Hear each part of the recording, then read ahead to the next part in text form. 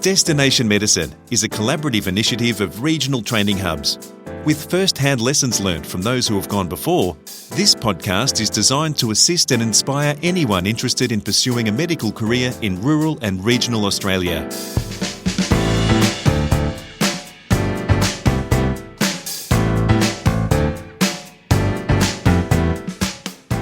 Welcome to Destination Medicine. I'm Peter Lance. An absolute professional, committed to both clinical excellence and remote vocational training, Dr. Isaac Taylor still manages to generate a surfer vibe. He grew up on South Australia's Eyre Peninsula and couldn't resist the pull of its pristine beaches, easy lifestyle and friendly feel. So, after undertaking rural placements, he set himself up to spend his life contributing to that community. Dr. Taylor starts by describing where his path to medicine began to Nicole Goodman. Yeah, it's been fantastic to come home to the Eyre Peninsula, something I've always wanted to do since I left, I suppose. It's been amazing to reconnect with my friends and family and a really amazing surf community back here who bring a lot of enjoyment. You know, you rock up and all your mates are out there watching the surf. It's just a great environment to be in and really nice to be able to see my family, my brothers and sisters and my parents on a semi-regular basis as well. So that's been really good. And yeah, I've also got a bit of a bush block here as well that I'm working on as a re-veg project. So whenever I travel anywhere, I always reflect on how lucky it is to live here on the Eyre Peninsula. I think it's one of the most amazing places in the world, to be honest. It's felt very easy just to slot straight back into the surf community over here. And that's one of the biggest aspects about the Eyre Peninsula is how good the surf is. Probably shouldn't make that too public on a podcast like this, but one of the things we like about it is that there's not too many people and the quality of the surf is pretty amazing. We're pretty famous for our beaches for those people who know them as well. So yeah, it's a very easy place to find an isolated beach just to walk your dogs, and you're surrounded by beauty when you're on the coastline. So in terms of the lifestyle, I couldn't be happier being back on the Eyre Peninsula. Did you always want to be a doctor? No, I don't think so. No, I think I went through what most teenagers do, especially living on the coast, is marine biology. Seems like the coolest thing in the world, studying animals and science. So that was my early aspirations. And then I think also a lot of doctors have an experience when they're young with the medical system, which remains kind of as an instigator. And I broke my wrist and went to the Women's and Children's Hospital and had surgery. And it's one of the memories of my childhood that I've got really clear imagery around still. So it's obviously stuck with me. And then I think I also read a book about the Médecins Sans Frontières, which is another pretty inspirational group who work in, war-torn outreach areas around the world. But none of that really fell together until I was in final year of school over in Adelaide at Prince Alfred College, and they've got a pretty streamlined careers pathway and they push you to try and, I guess, reach as high the aspirations as you can. So in those discussions, I said that medicine was something I was interested in and there was enough support around me at that time to get the grades, and I kind of fell into the degree, I suppose. But once I started it, within 6 months of the degree, I was like, this is definitely something that I could do for the rest of my life. It's so fascinating and it's only been better since then. Amazing. You took the fork in the road. That's wonderful, that opportunity that came up. Now, you completed your medical degree at the University of Adelaide. How did you enjoy university and studying medicine? What was that experience like for you?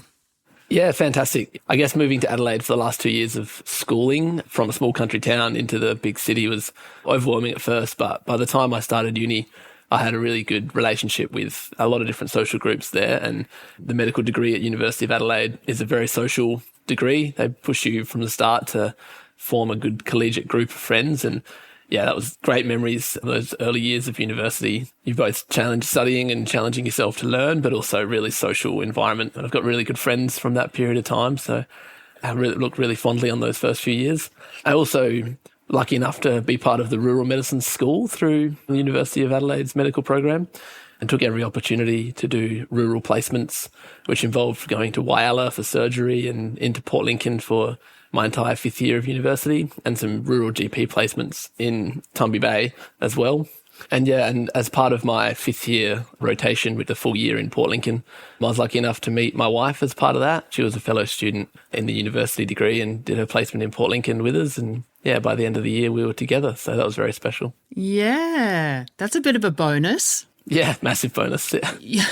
Your medical road has actually been very fortuitous for you. It was all meant to be, clearly. Yeah, definitely. Yeah, I feel like that looking back. Sometimes you just say yes to these little decisions that don't seem too massive at the time, and then they become huge shifting points in the trajectory of your career and your life. Well, I guess to explore that a bit more, I mean, besides meeting your wife, because you've had some very varied placements, what were the highlights kind of professionally and personally over and above your wife, obviously? Over and above. Over and above. Maybe an equal footing adjacent. at least. Yeah, sure. Equal, yeah. Yeah, I think the rural placements were great because they remove you from that city bubble that you're in and that kind of clinical tertiary centre hospital medicine, and really opened my eyes to what you can do in the country. And I think maybe if you didn't have that opportunity, it would be difficult to realise that there's a whole other field of medicine outside of the city centres. So that were great. But I guess the things that have stuck with me as well are kind of the rotations that I'll probably not do again. So things like the orthopaedic surgical rotations when you're in theatre and having hands-on assisting surgery with, fixation of broken legs and things like that. That's something that I guess if you do it all the time, it's not that big of a deal. But for me, I've only ever done it, twice or something. So that remains with you. And similarly, my emergency rotations and working as an RMO in the Flinders ED department for good and I guess the graphic reasons, you face firsthand with some pretty sick people, but engaging with them and treating them and doing the best you can for them is, really memorable. I remember one Vietnamese guy who couldn't speak any English, who was very sick in the middle of the night, and having to use a translator to communicate with him and his family. Just, very unique situations that you only really experience through, I guess, a medical career. And so they're some graphic highlights. I'm interested because you completed your internship in Adelaide. Why end up back in the Eyre Peninsula? Was it somewhere you always wanted to come back to? It was, but the pathway back was not the one I planned, getting into medicine. At the time of starting my degree, you had to be a GP, a qualified GP, or at least a trainee to work in Port Lincoln at that stage. But by the time I finished my degree, that had changed quite considerably. And they had junior doctor, like RMO roles opening up in the Port Lincoln Hospital because the system had changed from being a GP-led model to being a hospital physician-led model. So that made it possible to come back as a junior doctor to work locum work in Port Lincoln. But the decision to do it was also a bit interesting as well. So my dad became quite sick. He had a musculoskeletal issue and then lost a lot of weight. And this was happening in my second year as a resident. And the emergency department in Flinders was getting increasingly overwhelmed by COVID in 2020 as well. And not just COVID, but all of the associated influx of patients that brought with it. And my wife and I were both getting kind of overwhelmed by the shift hours and the work environment. And we got it into our heads that we could potentially quit and go and work in Port Lincoln with this resident job in the hospital there. And then once, that little earworm got into your mind, and every day at work, we're like, God, I don't actually have to be here. I could be somewhere else. So eventually we made the decision to resign 3 months ahead of our 12-month contract and move back to the Eyre Peninsula and try and do some, RMO work in the hospital. It's quite a big decision. It was quite a challenging decision to make, but I think with the family side of things and the lifestyle side of things, on reflection, it was the best choice ever made. So, Of course. So how is it from there that you're now employed in Cummins as a GP registrar? Yeah, again, quite an interesting turn of events. So one of the things that occurred in that period of time of me moving back to Port Lincoln was that where my parents live, which is on a conservation zoned piece of land south of Port Lincoln, there's a nature sanctuary adjacent to their property, and it came under threat from a company wanting to turn it into a rocket launch facility. So it sounds like something out of The Simpsons, but it actually was truly happening. They wanted to clear a whole part of the land and turn it into an industrial rocket launch facility to launch rockets. Oh my gosh. Yeah, that was our reaction. Yeah. So for a while we were like, how do we counter this? What can we do? And we've started an environmental campaign, and it's been quite successful. But part of that process led to me wanting to join the local council of the area, because we felt that the local council had not advocated for the people who were most affected by this. So I got elected to the district council, and so that's been another really interesting development of the last couple of years, like professional development. And about 12 months down the path of joining council, the mayor, she is the joint owner of the GP practice with her husband, who's one of the GPs. in Cummins. And she approached myself and said, if you're considering training, we could have you training here in Cummins at the GP clinic that we've got here. So I went back to speak to Gabby, my wife, about it, and she'd laughed me out, said, no way, chuck that idea out. It's true, because Cummins is an agricultural town, not near the coast. It's not really, close to the beaches and that, but we're kind of deciding whether we wanted to do training or not, and leaning towards yes, we wanted to, and where do we want to do it. And after a fair bit of consideration, we actually decided that Cummins was a fantastic town to train in. It has a bit of everything that you want as a GP registrar. And then we approached them and they said, yep, welcome to have you. And now here we are. So growing up in Port Lincoln, I think I went to Cummins once. It was over the hill and far away, and I never had any intention of living there. And I never would have even thought about it if the mayor hadn't, put that opportunity in front of me. So it's, again, another example of the stars aligning perfectly for you. What do you put that down to? What's going on? Yeah, I feel pretty blessed sometimes.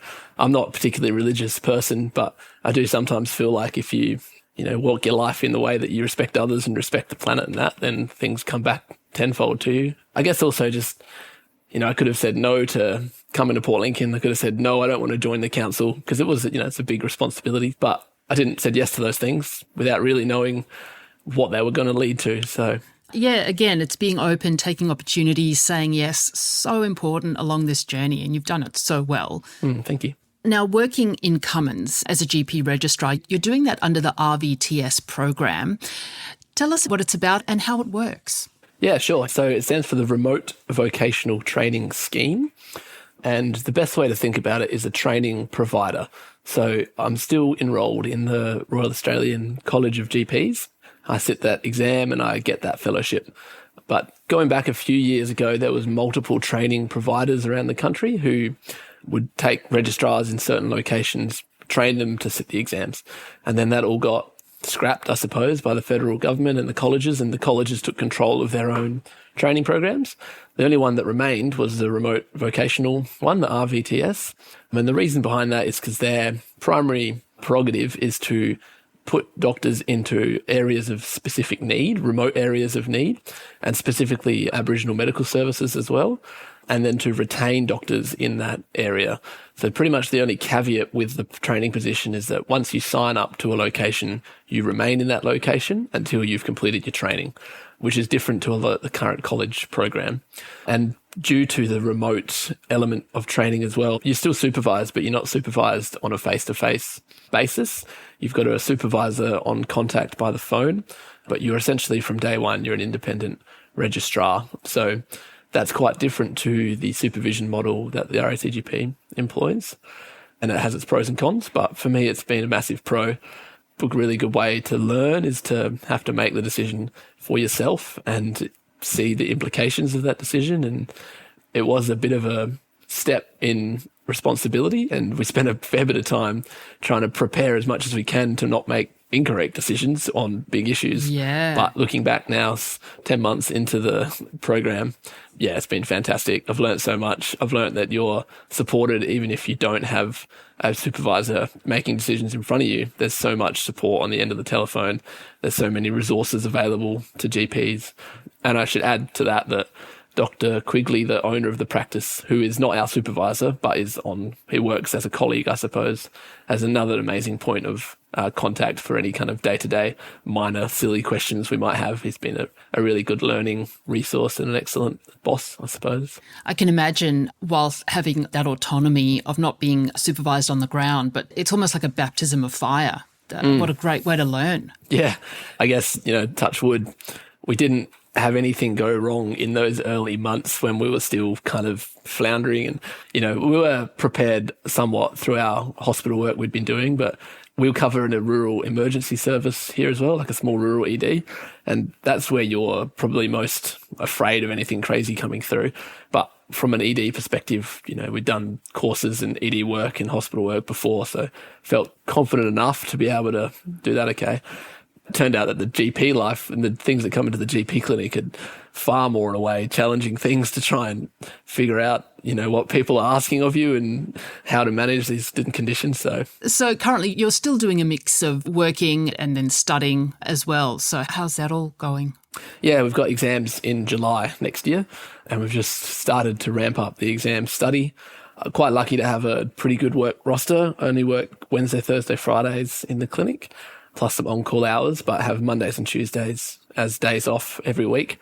So that's a fantastic way to kind of get you time to wind down from your work and then also have time to put study into the mix as well. So part of the program or the position we have here in Cummins as well is not just the clinic GP work, but also hospital work as well, which was a really appealing decision in joining this position because we get some emergency cover and also inpatient hospital medicine. And, you learn so much through inpatient patients. We do a little ward round each morning. And if you're in the clinic and someone's sick, you can just admit them to your hospital bed. There's no barrier to admission or any of the arguments or the selling the patient that you have to do when you're in a city GP or even a city emergency department. And a lot of the city-based GP placements don't have any hospital-based rotation part of it as well. So, yeah, it really adds a really enjoyable element to your work as well, not just being just clinic, but hospitals. Sometimes your days are completely derailed by busy emergency days. But in a small country town like this, where the people are really aware and thankful for your service, they're so open to just rescheduling, or if they really need to see you, they'll just wait. And yeah, haven't really had any patients be like, oh, you've wasted my day. I've been sitting here, even though you've been in the ED. They all totally understand the role and, yeah, really thankful for you. So, well, it's interesting because you have spent quite a lot of time during your placements and at university in rural settings. Do you think that you might have missed out on opportunities by being placed rurally rather than spending more time in a metro setting? I suppose the College of GPs say this to you straight away, that it doesn't really matter how many years you do in the hospital. As soon as you start work in GP, it's a whole new world. So if that's what you want to do, and that's kind of always what I've been leaning towards, it doesn't really matter if you've missed out on a few hospital rotations because everything starts again once you hit the clinics. So I think another one of the benefits from being in your rural placements and doing GP-based placements, for instance, my 5th year as a GP student, it gives you practice in communicating both with patients and communicating with other colleagues and on consulting patients and trying to understand the pertinent issues and then communicating that with your immediate boss or your whoever it is on the end of the phone you need to speak to. Well, that's one of the key skills of medicine, is the ability to synthesize information and then communicate it to somebody else. Especially as a rural GP, most of the time you're getting advice on whatever's in front of you from somebody else. So that ability to synthesize and communicate. I also think there's a lot of personal growth in working in the country as well. And my role here on the council and the roles that I've had as community members over the years being in the country, like, you're immediately enrolled in the football team or asked to umpire or, help out at some community event. And I know that's not for everybody, but that's something that brings me a lot of, I guess, identity and worth. So yeah, makes you feel part of the community. Correct, yeah, yep. And I suppose also that goes to work-life balance too. Definitely, yeah. And it's something that's always been a key driver in my career path and continues to be, even, working part-time at the moment. And yeah, if it would be okay for the podcast, if I give a little plug about not my Eyre environmental campaign, I'm just one of many, but it's underneath the title Eyre Peninsula Environmental Protection Alliance, EPEPA, and you can find that on Google or through search. And we are a diverse collection of people from this region who have been advocating for the protection of a location called Whalers Way. And Whalers Way is a nature sanctuary that I was talking about earlier at threat from a development. We've had amazing success, communicated with state and federal parliaments and, given presentations to politicians. And I'm quite hopeful that we'll be successful in having this application chucked out because it transgresses just numerous environmental protection pieces of legislation, state and federal. I could talk for hours about it, but I won't. But yeah, if anyone's interested in following on Eyre Peninsula Environmental Protection Alliance, you'll find that on Google. So yeah, we appreciate any support we get because it's really important and passionate to us here. Yeah, that's a really good cause. We'll put the link in our show notes for this episode as well. Yeah, absolutely. Gee, you are doing a lot. You are doing a lot, Isaac. Given all of that, what does the future hold for Isaac Taylor? Yeah, I guess sometimes I feel busy, but sometimes I feel like I'm not doing enough. So, yeah, I think it's a reflection of feeling quite content where I am at the moment. So very happy with my life and my work. Dr. Isaac Taylor, a GP registrar practicing in Cummins, South Australia. This is Destination Medicine. Thanks for listening. Regional training hubs are supported by funding from the Australian Government under the Rural Health Multidisciplinary Training Program.